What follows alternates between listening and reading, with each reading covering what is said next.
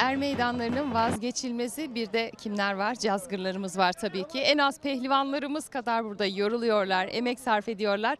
Hemen onlara programın başında mikrofon uzatmak istiyorum. Efendim merhabalar. Merhabalar. Öncelikle Korkuteli şehrimize, ilçemize hoş geldiniz, sefalar getirdiniz. Ben tarihi Kırkpınar Cazgırlarından Antalya Elmalı'dan Cazgır Salih Bozan. 2010 yılından beri cazgırlık yapıyorum. Cazgırlık mesleği er meydanlarının nasıl davulu zurnası, baş pehlivanı, minikten başa kadar eksik olmazsa cazgırda bu er meydanlarının olmazsa olmazı.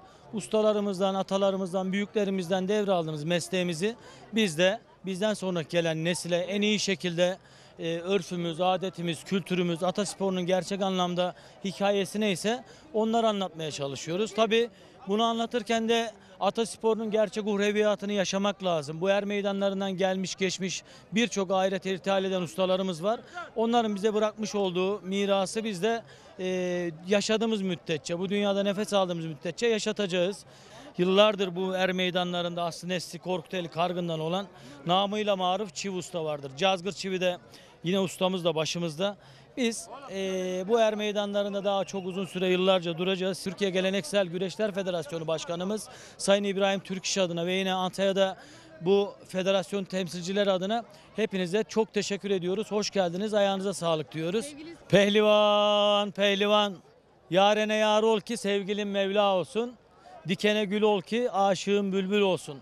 Dostuna dost ol ki adını derman koysun. Böyle güzel programlar, böyle güzel er meydanlarında bizleri yalnız bırakmayın ki adınız, sesiniz, kulağınız Türkiye Cumhuriyeti'nin yağlı güreşlerin vazgeçilmezi, programların en güzeli kültür kervanı olsun. Efendim çok teşekkür ediyorum. Ağzınıza sağlık. Ben teşekkür ederim. Hemen ben sağ tarafıma dönmek istiyorum. Efendim yıllardır siz bu alanlarda, bu sahalarda hizmet ettiniz. Şimdi diğer cazgırları yetiştiriyorsunuz. Neler söyleyeceksiniz? Önce sizi tanıyalım. Valla ben 41 yıldır bu meydanlardayım.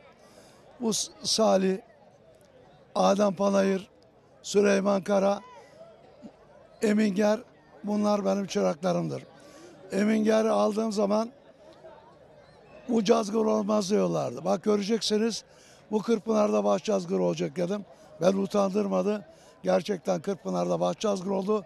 Şu anda Türkiye'nin aranan cazgırlarından. Ben de 41 yıldır namusumuzla, şerefimizle ayakta durduk. Bugüne kadar dürüstlüğümüzle ayakta kaldık.